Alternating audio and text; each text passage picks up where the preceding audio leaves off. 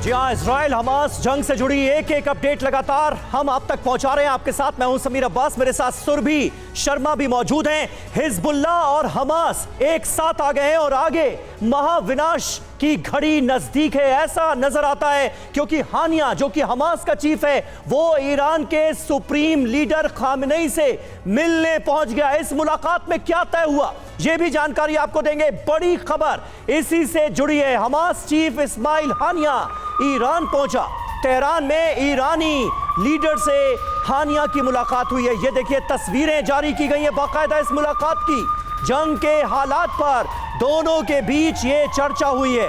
Israel के खिलाफ बड़ी जंगी तैयारी की खबर सामने आ रही है। ईरान पहुंचा हमास चीफ हानिया और ईरान के सुप्रीम लीडर आयतुल्लाह खामेनेई से हानिया की मुलाकात हुई है ईरान में, जिसकी तस्वीरें जारी की गई हैं।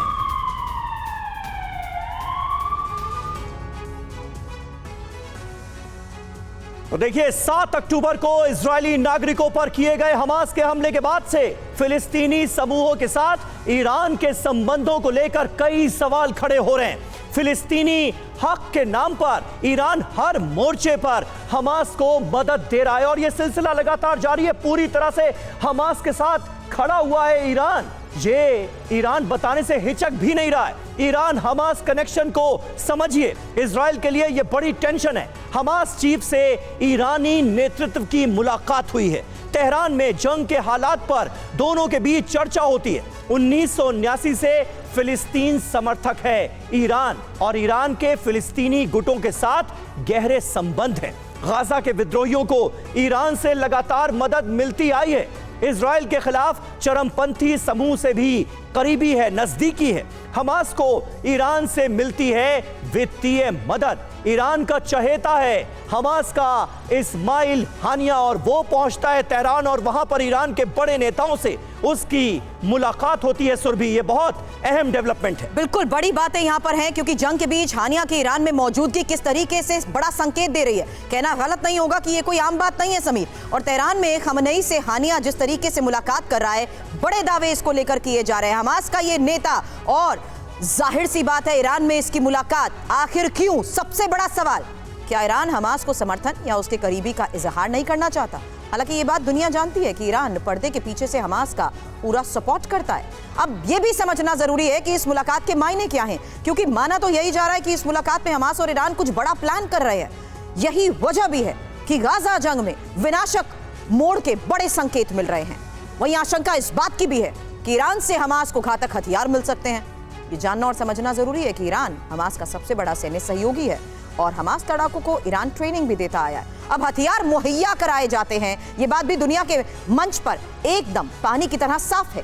हालांकि ईरान खुलकर हमास पर बात नहीं करता है, मगर पर्दे के पीछे से ईरान सब कुछ कैसे मैनेज कर रहा है, इसी को लेकर समीर लगातार हम चर्चा करते हैं। और हमारे साथ इस वक्त एक्सपर्ट, आपको बता दें, major general retired Brajesh Kumar sir रक्षा विशेषज्ञ के तौर पर हमें ज्वाइन कर चुके हैं। वीबी सोनी पूर्व राजदूत इस वक्त हमारे साथ हैं और कमांडर राजीव सरदाना रक्षा विश्लेषक के तौर पर हमारे साथ जुड़ चुके हैं। सोनी सर, सबसे पहला सवाल इस लिहाज से समझना जरूरी है, ये गठजोड़ पुराना है, लेकिन आज के इस हालात में ये मुलाकात क्या संकेत देती है?